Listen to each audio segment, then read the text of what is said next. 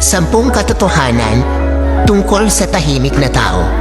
Una, ang tahimik na tao, madaldal talaga sila sa mga taong ka-close nila.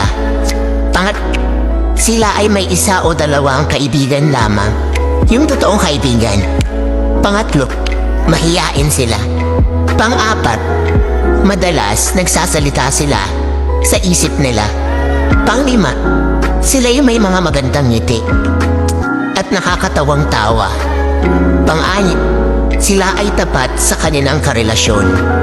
Pang-7, sila ay mapagmatsyag sa lahat ng sitwasyon. Pang-8, tahimik sila pero iba kung magalit. Kaya wag na wag mong gagalitin. Pang-7, sinasarili nila ang nararamdaman nila kahit nasasaktan na sila. Pang-10, pag sila nakilala mo ng lubusan at maging komportable sila sa'yo, doon nila ipapakita ang totoong sila.